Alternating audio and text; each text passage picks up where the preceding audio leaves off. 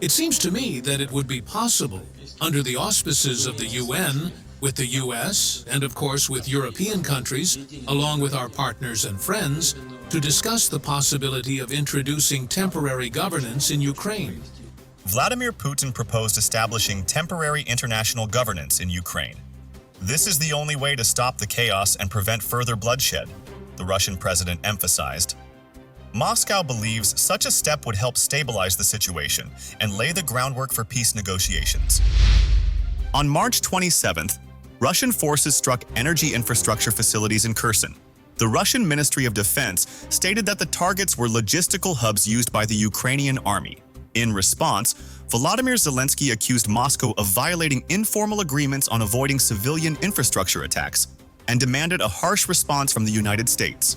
Meanwhile, Moscow confirmed that ceasefire negotiations were ongoing, but Washington's conditions remained unacceptable. The main sticking point is the status of the territories controlled by Russia.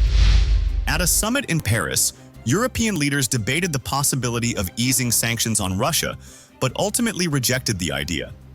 French President Emmanuel Macron proposed deploying guarantee forces to Ukraine after the fighting ends, suggesting that a European military contingent should be stationed in the country to ensure stability. However, there is no consensus within the EU on this issue. Italian Prime Minister Giorgia Meloni questioned the feasibility of such a move, arguing that American military participation in a peacekeeping mission would be preferable.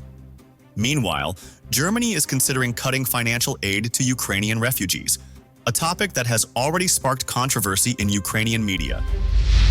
On March 24th, Russian and U.S. representatives held negotiations in Riyadh.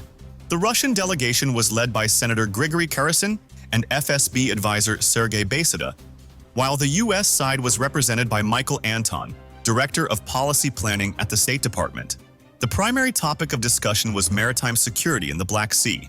No official statements were released after the talks, but sources suggest that both sides reached an understanding on several issues. Despite its public rhetoric, Washington is not interested in a complete breakdown of contacts with Moscow, especially given the growing economic tensions between the US and Europe. As Western pressure mounts, Moscow continues to strengthen its partnerships with Asian nations. North Korea officially reaffirmed its alliance with Russia and pledged to support Moscow's actions on the global stage. Meanwhile, reports in German media suggested that China is considering participating in a peacekeeping mission in Ukraine, though Beijing has yet to comment on the matter. The world has changed. Russia is taking action.